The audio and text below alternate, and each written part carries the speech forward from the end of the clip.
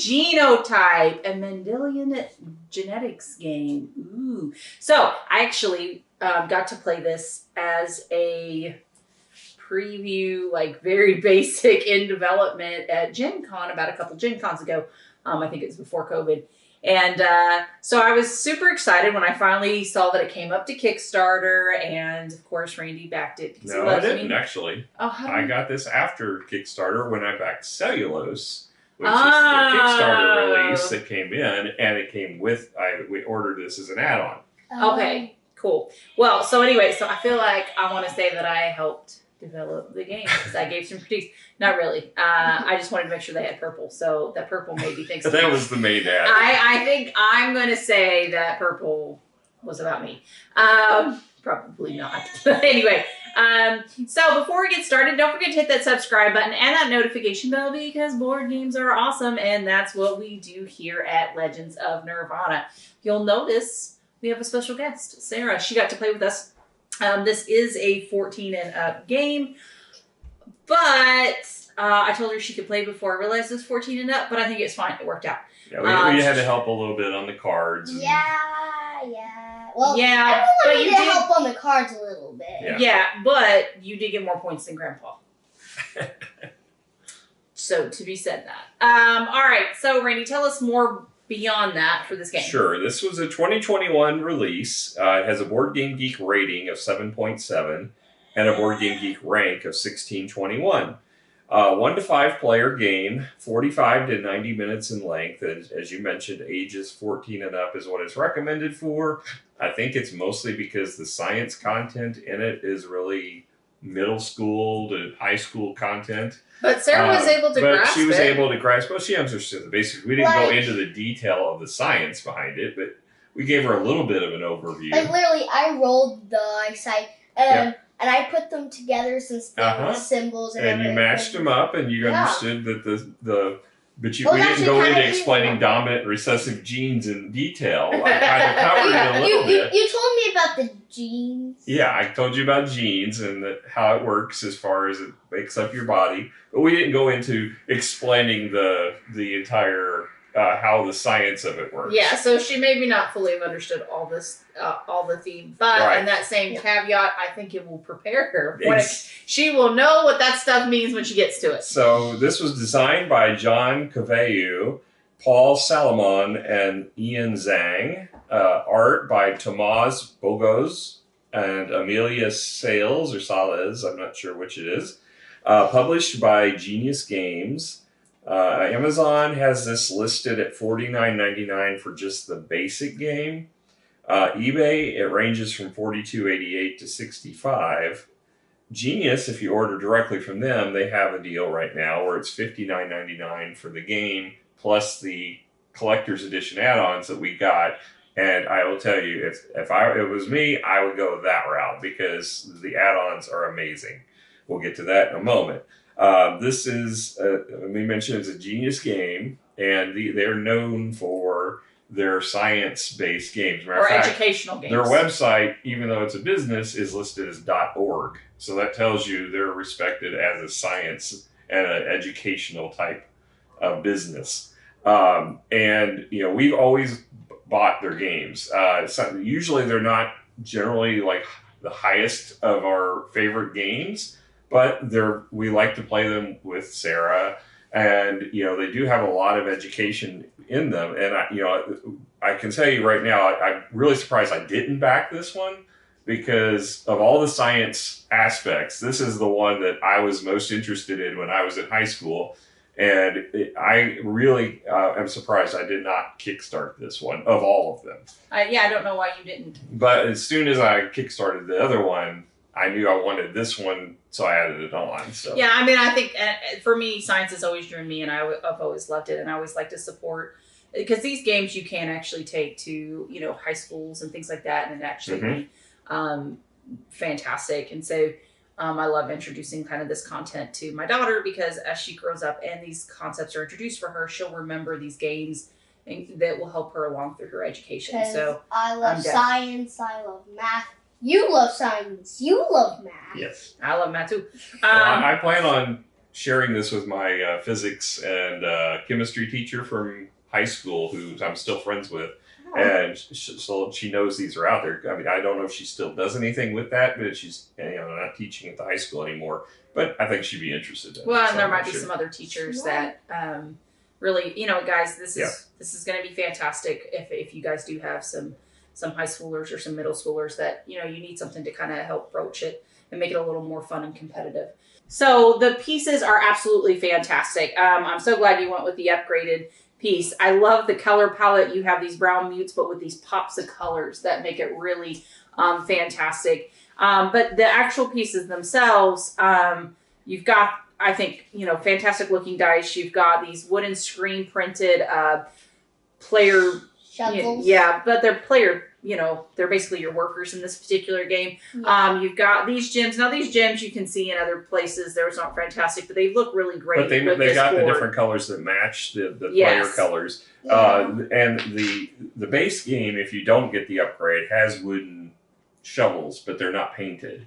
You don't get these glass beads. You get just cardboard, or a wooden. And then the money's really nice too. Yeah, you've got metal coins. Then you've got the seed bag that looks really amazing. It's got the C.J. Mendel's sweet pea seeds, which is really cool. Then the timer markers is screen printed too, or screen painted, or whatever the case may be. Card quality is fantastic. Linen finish, good thickness. So overall, I was really impressed with the quality for this game. I love the finish on the mat. It's not a very thick mat, but it's got a definite linen finish. I think even stronger than the cards do. I should correct myself. I said embroidered. It's not embroidered. It's stamped on, but it's still awesome. So overall, I was pleasantly surprised about the component quality for this game, and plus it has a really rich feel because I think of the component quality. I think we experienced this again with Museum, the original Museum, where the color choices did really add a quality value to it, and I think this was the case here. On top of, there are some really great pieces here. Well, you also get these wooden banners for the different things, which this is a cardboard sheet we didn't even need to punch because all of the bits were replaced by metal or wood. This really was, just an extraneous piece that we didn't need as a result of all the upgrades. And just everything about this is amazingly done. The only disappointment I had was that they didn't do something with the leaves. Those are the only cardboard pieces we actually needed. Yeah, but they're okay. And I think they're really pretty and they're colorful, so that's fine. So overall, let's talk about scoring for quality of components. What are you thinking? I'm probably going to give it a 9.5. I think it would have been a 10 if they had given us wooden leaves instead of those. Okay, what about you, Sarah? I think I would give it an 8.5. Oh, really? Yeah. Okay. Why would you go an 8.5? Well, I do think the same thing. They could have done something with the leaves. And the cards are they're already binting a little bit. And yeah. Okay. Well, I'm kind of at a 9. I think there's some great things going on here. I think overall it has a great feel and look to it. Is there anything that's outstanding or not outstanding? It's the wrong word. Truly breathtaking in this? No. That's why I don't really want to go above a 9 for me. But overall, everything's great quality. Overall, it has a great feel to the game, so that's where I'm at. Now, let's talk about theme. So I think we kind of already touched a little bit on theme with Mandela genotypes. And I think the theme really fits well with the gameplay and everything because you're literally trying to get the correct genotypes for your different plants that you're trying to build, and you've got to plant them and unplant them and try to change out your parentages to get the right kind of hopefully distribution with the things that you need. So overall, I thought the theme was spot on, and the color that they chose, the artwork, I think is just beautiful and fantastic. I'm gonna give it a 10 on theme just because I cannot think of anything they could have done to make this more spot on. I agree. It's a 10. Even the handwriting, it looks like the kind of handwriting that you would see like a calligraphic handwriting. Yeah, like notes, like an old. And it's not just on the board; they matched it on the wooden pieces. I mean, it's beautiful, and on the cards, everything has the calligraphic print. And but it's still easy to read. It's not like sometimes you get the calligraphy where it's hard to make out what it does look are. like you're writing notes in a little notebook to try to, but with very good penmanship. Yeah. And I mean, just the little touches. I mean, there was no reason they had to print the Mendel's sweet pea seeds on there, but they did, and I love it. I guess the only other thing was that we didn't mention was the first player marker. They could have done something a little better than but it is a big one. You're going to notice it on the table.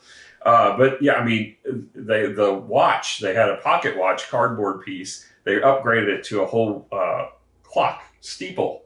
I mean, they just made everything better with all the upgrades to this. So if I were getting just the base game, it probably wouldn't be a 10. It would probably be more like a 8 to 9.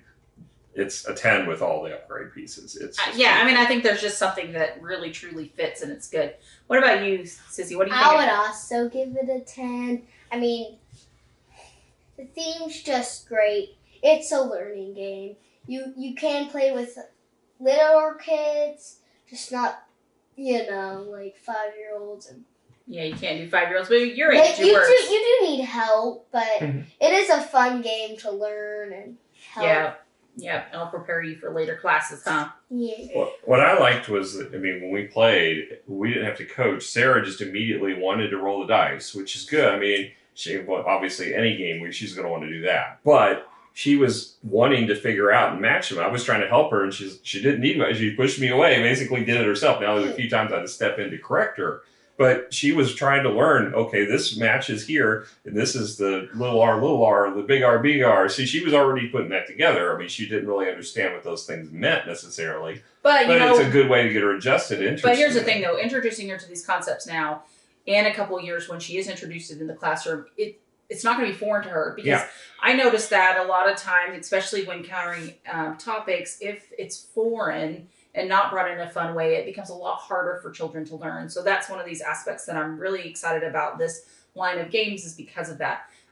So I'm really glad that you liked the theme, Sissy. I'm glad you're science like me. Yeah, and also, to be exact, you corrected me once. I corrected you a few times on some of the positioning of the dice, but it was not a lot. Okay. All right. Let's then, we moved from theme. Now we're talking about the rule book. You read the rule book. I didn't listen because I had already played before. Well, I didn't read it out loud. I read it before the game and explained it. But you didn't pay attention to when I was explaining the rules either. So the rule book is 20 pages long, but about half of that, well, not quite half, but almost half, is solo play. Yeah. So I didn't need to read the solo play because we were not playing solo. So it really goes through like page 14, which isn't bad. It has a beautiful, nice cover. It matches the cover of the box. It's got pictures to illustrate everything on how to play.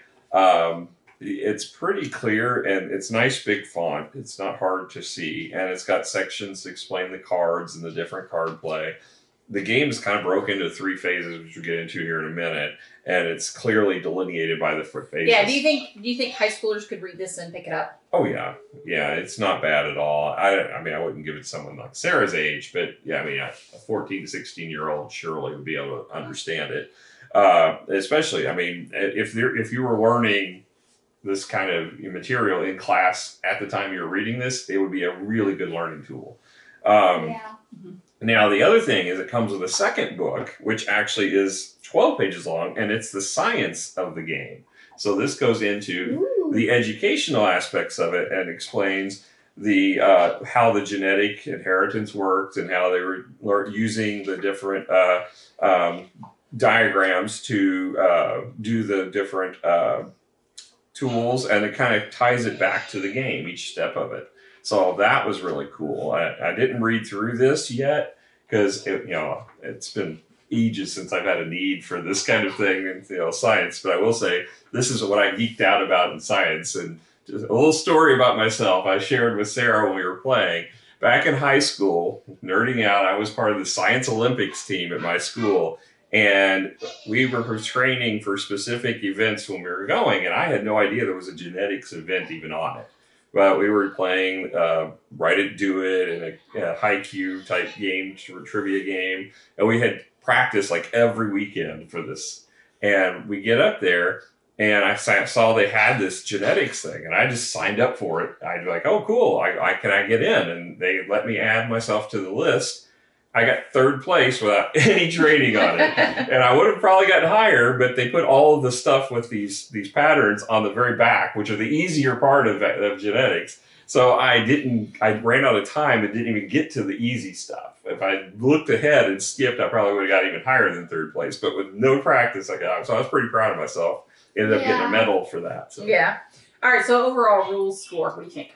I like the rules a lot. I'm probably going to go ahead and give them a 9. I think they're done well. Okay, fantastic. All right, now let's talk about gameplay. Okay, so the gameplay is that you end up with 3 workers to start off the game. And one of the first phases is to place your workers. Now, there are a couple of things that you can do. You can place them in this column here, which lets you change the parentage of the future generation that you're about to iterate here in a moment. Okay, so so everything starts out as big T, little t, and you can change them to 2 big T. 1, you can always place or take away. You cannot flip or anything like that, right? Because we found that you can add, you can add. They have a horizontal and a vertical banner, and you can either make it big T, or little t, or whatever the appropriate letter is, because there's different genes. And then, or you can take one away. Yes, or you can take one off the board, but you cannot take one and flip it to the other side. It has to come off before, so it kind of has to transition to the one of each letter before you can go to a solid. Which is one of the things that worried.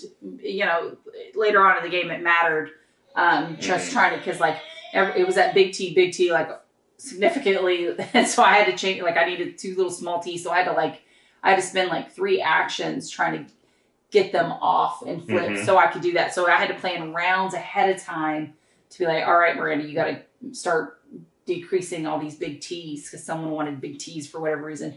Yeah, okay. Anyway, so that's one of the things you can do with your workers. The other thing with your workers is you can take first shift. So you can place one of your workers here where basically you get the first pick of that row or, that phenotype die roll. All right. And then the other thing you can do is you can place it on a second shift. Now your second shift just allows you, once the first shift goes, then the second shift you get to choose 1 die. Now, once all of those are gone, when we get to the next phase, we'll explain it, you will get an opportunity to get dice. So even though you don't place in these 2 spots, you will end up with dice during the game. Now, one of the other things you can do is set the research goal. So you can spend 2 to 3 money, depending on what spot you go to, and place your gem on a particular phenotype. When you do that, you'll be getting victory points at the end of the game for that phenotype. So you can either focus and try to get all of those phenotypes, or you can spread all these around, but it does cost money, and money is pretty scarce in this game. Now, the other thing you can do is just, you can put a worker on like the market space and you just get 2 straight up 2 money. And then, or you can opt to get 2 cards or get a tool shed. The cards are basically it's actually seed plants, not cards. You get your little seeds. And that is basically what you're trying to grow. So it's your, and all of these are worth victory points. So you need these throughout the game to be able to actually, that's where most of your heavy lifting on your scoring is. Yeah. And I will say, I like the way that they made the art on the cards relevant to the genes, because the different genes you have are the different colors, white or purple, and you have tall or short and so on. So they took the letters and they drew the art such that the plant was taller or shorter or white or purple based upon whatever the stats were. Yeah, they did a fantastic job. Now the tool shed is just one-time benefit actions that you can take. So just kind of being aware of that. The other thing that you can do is going to the university where you can spend coin and basically fill any phenotype on one of your cards. So say basically if you were short 1 or something and you wanted to do that. One of the other action is to garden. Gardening lets you draw a card. You can either draw one from the tool shed or from the nursery. And then you can remove any completed plants and then plant any open spaces that you have. Okay, and then there's the last and final action that you can take is to put a worker to open up a die slot. Now, die slots become very, very relevant when you go to collect dice. So at the beginning of the game, everyone only ends up with 3 die slots, and this is important here in a minute. So once everyone places all of their action, then we go into the creation of, basically the getting into the next generation. So all the dice are rolled, and depending on the phenotypes of the parental offspring, you will then place them here on here. So, but what's interesting is if there's one side of the die that has a mutation on it, and if you roll that, you have to re-roll it again. And if you still get a mutation, so it's less likely to come up, then that becomes a permanent mutation that gets added as a die, which can be drafted to either just spend it as like you discovered something, so you get a coin as a discovery fee, or you can use it in conjunction with another die to draft them both and treat it as a wild. A conjunction of the same color die. Yes. So you pair them within the same genome. You don't change genes. Traits, yes, I'm sorry. So, yeah, I thought that was a really interesting mechanic. Yeah, I did think that was interesting. So once that phase occurs, so you roll all the dice, you place the different dice, and so you have so many in each slot, so you kind of know what you're trying to aim for. Then the drafting occurs, and like I said, you go from the first shift down, go to the second shift, and then you start with the first player token, and then you keep going around until either A, you have no slots left, B, there are no dice left. So that's the thing is right, if you only have 3 slots, the most you're going to get is 3 dice. And so like one of the first things I did was buy up my dice slots. That way I can fulfill multiple cards at a given time. So just kind of being aware of that, your dice space really limit you. Did you feel that limitation when you only had the 3 slots, or did you not have that as much? I only ran into it a couple of times. It wasn't a big deal because I knew that I had the full 5 rounds of the game that I could complete these cards, and I didn't have a bunch of cards piled up in my hand to put down that I needed to churn them. So I kept getting higher valued cards, and I would plan my strategy to try to set them up. Plus, I knew that I was setting all of them up with the same big G, little g combo so that I could potentially use one of the tools that they have that I thought was really awesome was it will trigger and it will set the value for all of them. Yeah, the pollen brush. Yeah. Pollen brush sets, if you have the same letter combination across multiple cards, you can take one die and it'll set it for all of the. Yeah, I ended up using that last round. Yeah, I did too. Yeah. So I set off like 3 or 4 cards, all with the big G, little g at once. Yeah. Okay. So once that drafting of the dice are completed, every time you draft a die, you place your pollen on the thing that you're drafting. You have to be able to use the die that you draft. So that's very, very key. If you don't have a spot to place a leaf on top of that phenotype, then you cannot draft the die. The only exception again is the genetic mutation. In that case, you get a coin if you do so. All right. So once that's completed, then the last part of the round is a buying phase. So right here, you have this abacus that has different things on here: new plot, dice slots, action markers, and hire assistant. So depending if it is, so everyone gets an opportunity. Well, actually, it keeps going around until you run out of money, which I don't think I got to buy anything more than once anyway. I think I got to buy twice one time during the game. Yeah, money is very, very scarce. And so what ends up happening is, again, the last player this time, not the first player marker, but the last player, so reverse order like in coming back, they get to buy something for the first round. And now when you purchase something, the cost goes up by 1, but at the end of the round, those costs move down by 1. So depending on how high a demand a certain item it is going to be how much you're going to cost. So, I mean, if everyone doesn't have any money, it'll eventually be low enough to where you can spend money on it. But like I said, new plot, a dice slot, action marker, and now that's where you can hire assistants. Now, we're hiring assistants. So there are 2 workers that you can purchase. Now, the hiring assistants, they give you permanent abilities throughout the game. So just kind of being aware that they're different. And I thought those were pretty interesting as well. And that's the end of the round. You do this 5 times, and you're trying to get the most victory points. And again, you get the victory points from the actually creating the plants and over here for the set reshirts go.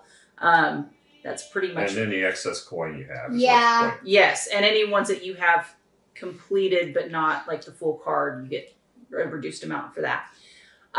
Overall, I really like this game. I really like this game. When I demoed it, I only had like 2 critiques. One is they didn't have purple. The second was that the assistants didn't feel adjusted well. I think they did fix that. I felt like some of them were pretty powerful, and so would make sense.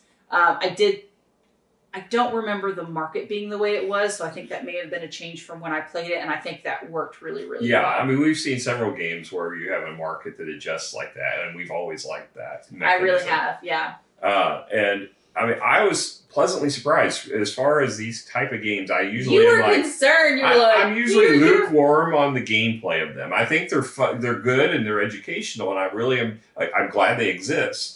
But usually they're kind of meh when you get to play them. It's just not exciting. It's not something that is going to hold my interest.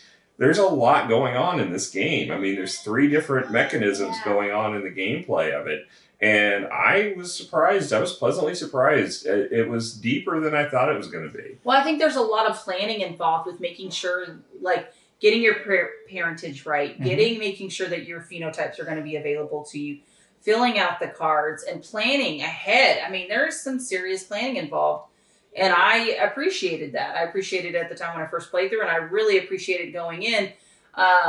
So I enjoyed it. Sarah, what do you think about it? What was your favorite piece of the gameplay?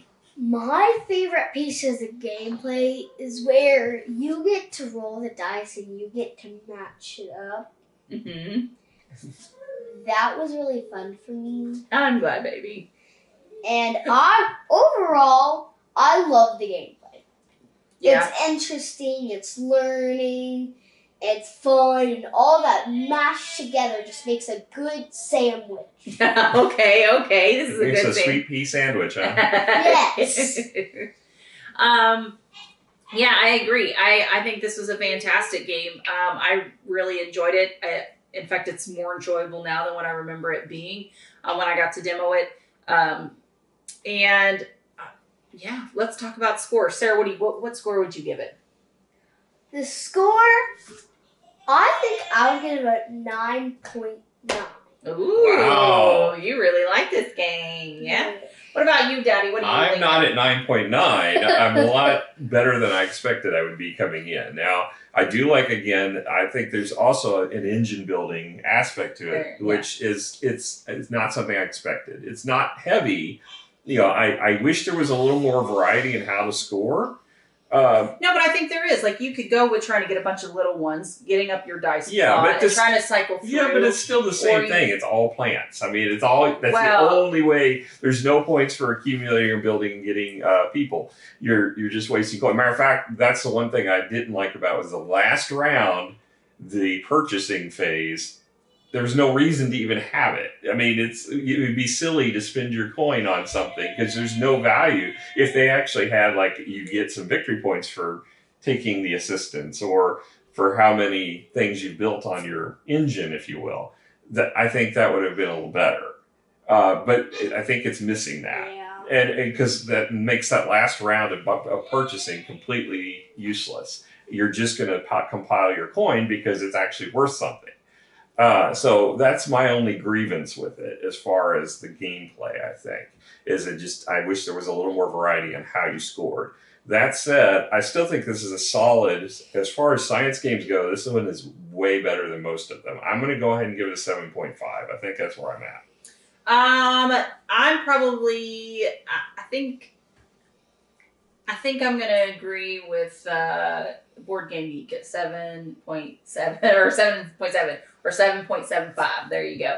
I don't know if it's quite an 8, but I still think it's really, really good. Mm-hmm. And there is some planning and strategy involved. And the fact that Sarah can play is fantastic. I love it. And I'm excited that she's getting to play some games that aren't as kid-friendly as some of the other ones. No, but this is a wonderful one. And I'm right there to 7.75. Well, I'm very nice to board games.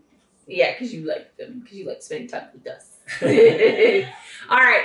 Well, thank you so much for joining us. We had an absolute blast, and we enjoyed playing with some pea pods. All right, we'll catch you guys later. Bye. I hate peas. I do too. I hate pizza. I did still win though.